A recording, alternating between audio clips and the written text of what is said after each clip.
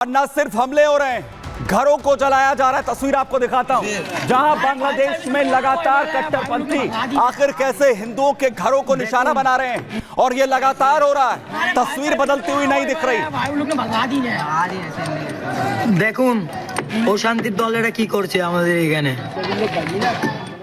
घरों को आग के हवाले कर दिया जा रहा है, बस्तियों को हिंदुओं की जलाया जा रहा है और यूनुस सरकार लगी है অশান্তির দলেরা কি করছে। हिंदुओं की आवाज को दबाने में।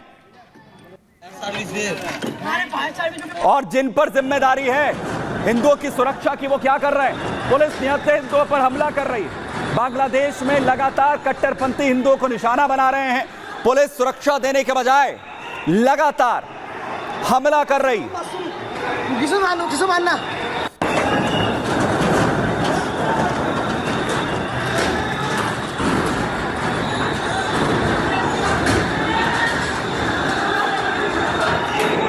लगातार हमले हो रहे हैं,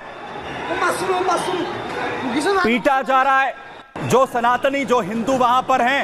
और वहीं आखिर कैसे तस्वीरें ये बता रही हैं, लाठीचार्ज की तस्वीरें दिखा रहा हूं। पुलिस हिंदुओं को दौड़ा दौड़ा कर बांग्लादेश में पीट रही है।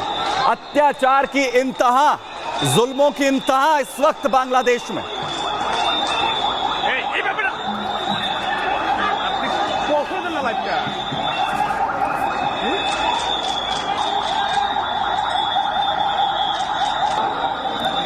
तस्वीर बांग्लादेश की जस की तस है।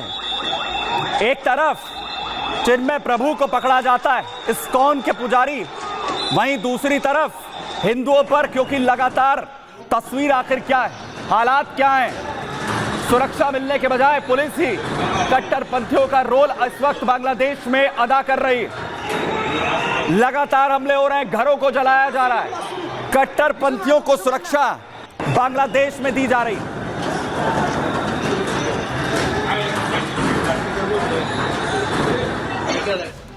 और इन हालात को लेकर बांग्लादेश में जो तस्वीर है उसे देखकर इस वक्त जो हिंदू धर्म गुरु हैं हिंदुस्तान से आकर कैसे आवाज उठ रही है, जरा देखिए। हिंदू मुस्लिम दोनों के साथ लेकर चलने वाले हैं और उनको देशद्रोही कैसे कह दिया। देशद्रोही करना गलत है और उसको जेल में भेजना भी गलत है।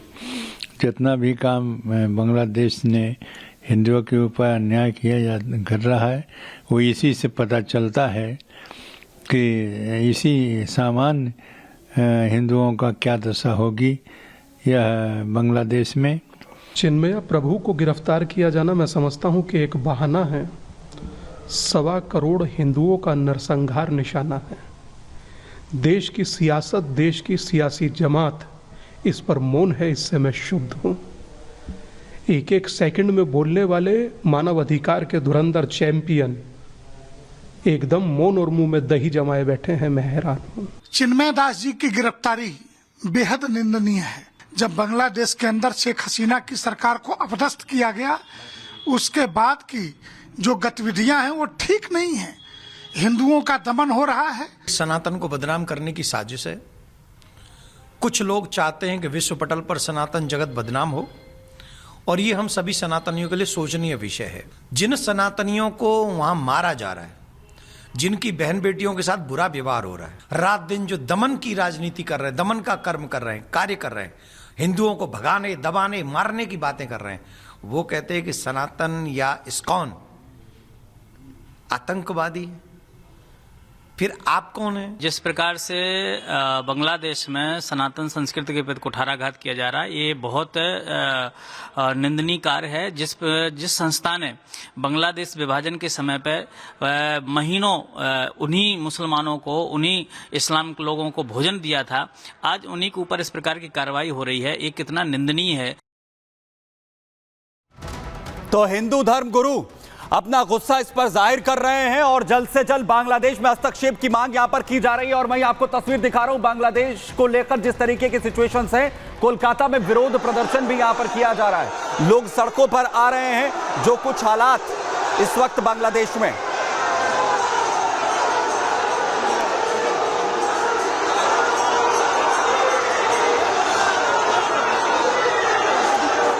तो बांग्लादेश में सुरक्षा की मांग हिंदुओं के लिए यहां हो रही है और वहीं दूसरी तरफ बांग्लादेश में अलग अलग जगहों पर जो हमले हैं वो होते हुए नजर आ रहे हैं। कहां पर हमले हुए हैं? सिर्फ ढाका में, जहां पर इस्कॉन नामट्टा सेंटर को जबरन बंद करवा दिया गया है। वहीं हजारी गली चटगांव पर, जहां पर मंदिर पर कट्टरपंथियों की तरफ से हमला किया गया है। इसके अलावा हरिजन कॉलोनी चटगांव, जहां हिंदुओं के घरों को जलाया गया है। और इसके अलावा ठाकुरगांव रंगपुर में, जहां पर हिंदू समुदाय पर हमला कर दिया जाता है। और यह सब कुछ हो रहा है यूसुफ सरकार के मद्देनजर। और यूसुफ सरकार आखिर क्या कर रही है, अगली तस्वीर जरा यहां पर दिखाइए, जहां पर यूसुफ सरकार लगी है इस्कॉन पर शिकंजा कसने में, जहां पर चिन्मय प्रभु को गिरफ्तार किया गया है, देशद्रोह का मुकदमा चलाया गया है, कोर्ट में पेशी की जा रही है गिरफ्तारी के बाद।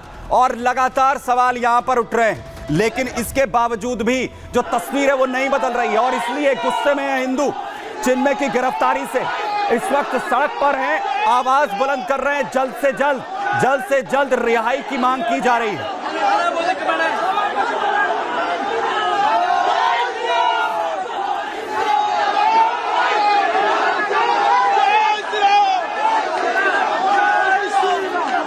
सड़क पर उतरकर विरोध, अपना दर्द यहां करवाया जा रहा है, जिसमें भारी संख्या में लोग चिन्मय की गिरफ्तारी से पूरी तरीके से आक्रोशित हैं। और लगातार ये जो तस्वीर है ये बदलती हुई नजर आ रही है।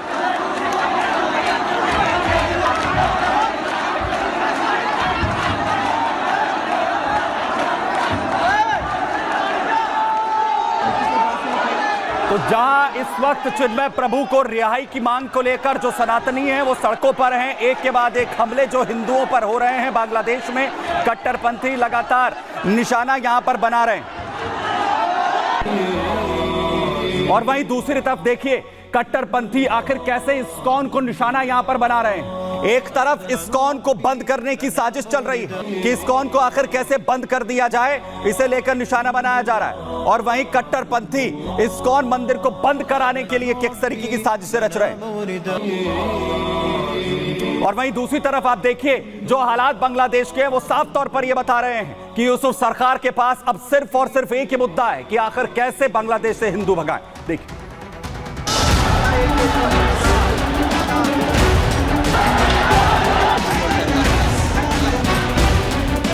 बांग्लादेश के हालात बेहद खराब हैं। बांग्लादेश की यूनुस सरकार कट्टरपंथियों के सामने घुटने टेक चुकी है। बांग्लादेश में कट्टरपंथी संगठन यूनुस सरकार पर हावी है। बांग्लादेश में हिंदू, इस्कॉन मंदिर और उनके पुजारी खतरे में आ चुके हैं। बांग्लादेश में एक तरफ हिंदुओं पर कट्टरपंथी बेखौफ हमले कर रहे हैं, महिलाओं, बच्चों और आदमियों पर जानलेवा हमले किए जा रहे हैं, तो दूसरी तरफ हिंदुओं के घरों को आग के हवाले किया जा रहा है। खुद पर अत्याचार के खिलाफ हिंदू बांग्लादेश की सड़कों पर उतर रहा है, तो फिर यूनुस सरकार की पुलिस लाठीचार्ज कर रही है, उन पर आंसू गैस के गोले दागे जा रहे हैं। बांग्लादेश में हिंदुओं की गिरफ्तारियां की जा रही है।